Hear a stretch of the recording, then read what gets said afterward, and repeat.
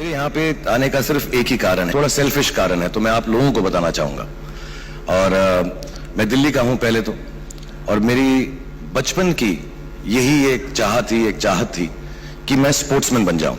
तो मैं हॉकी भी खेलता था, मैं फुटबॉल भी खेलता था, क्रिकेट भी खेलता था, एथलेटिक्स में भी भाग लेता था, 100 मीटर्स, 200। बहुत अच्छा नहीं था लेकिन कोशिश करता रहता था। और मेरा ये ख्वाब था कि मैं अपने देश के लिए किसी टीम में भी, इतनी सारी स्पोर्ट्स इसलिए खेलता था जहां चांस लग जाए, मेरा कहीं मौका लग जाए, कहीं मैं इंडियन टीम में पहुंच जाऊं, इंडियन स्पोर्ट्समैन बन जाऊं और अपने देश का नाम और भी रोशन करूं। बचपन में मुझे थोड़ी सी चोट लग गई कमर में, और ये बात बहुत कम लोग जानते हैं। उस वक्त जैसा अभी राव साहब ने बताया, मिनिस्ट्री इतना हेल्प कर रही है, तब इतनी फैसिलिटीज भी नहीं थी, हॉस्पिटल्स, डॉक्टर्स शायद इतने मुहैया नहीं थे, तो कोई इलाज करने वाला भी नहीं मिला। और हमारा परिवार भी बहुत गरीब था, तो पैसे भी नहीं थे कि इलाज कहीं और हम करा सकें या महंगा करा सकें।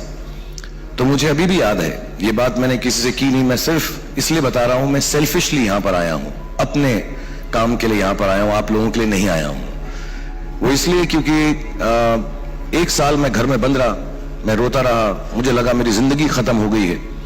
तो उस वक्त सिर्फ जैसे होता है अमूमन, जो मेरे माँ बाप थे उन्होंने बहुत प्रोत्साहित किया।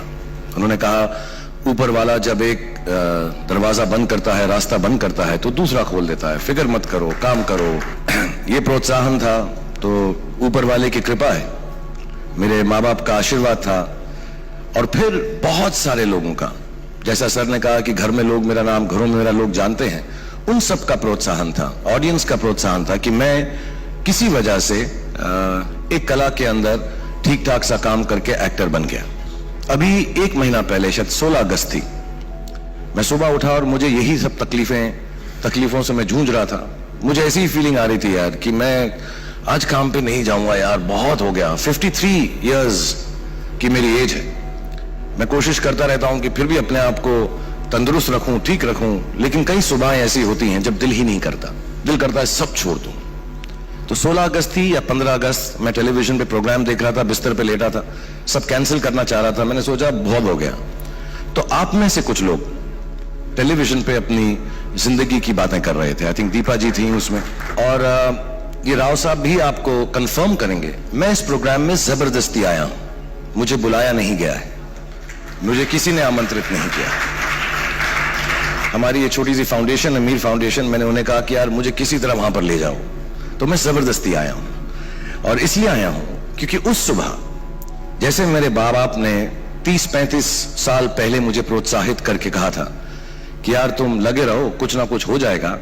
मैंने आप लोगों के कुछ के इंटरव्यू देखे, सब नहीं थे, 4 या 5 या 8 लोग थे आप में से, और मेरी उम्मीद है मैं उनसे मिल सकूंगा, आप सबसे मिल सकूंगा।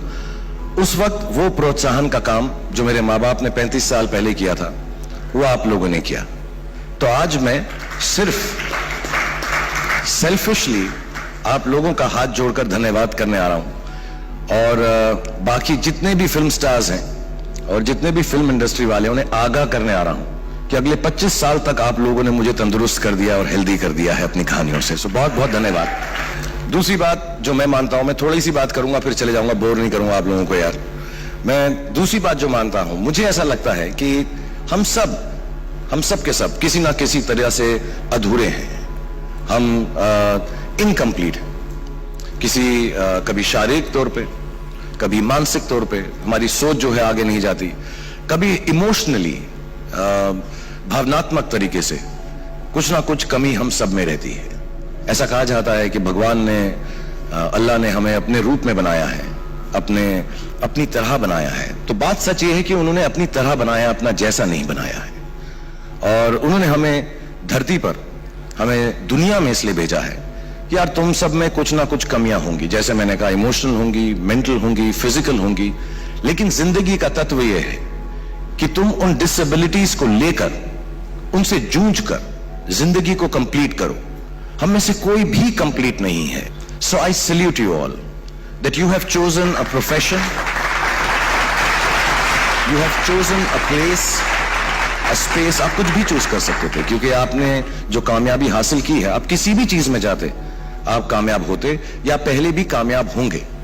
But my thing is that you chose sports which actually makes you realize and feel that you have to overcome all your incapacities, all your insecurities, all your smallness, all your weaknesses and aim for the impossible.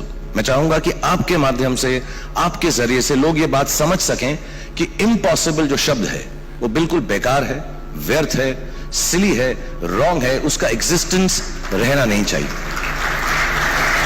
तो मुझे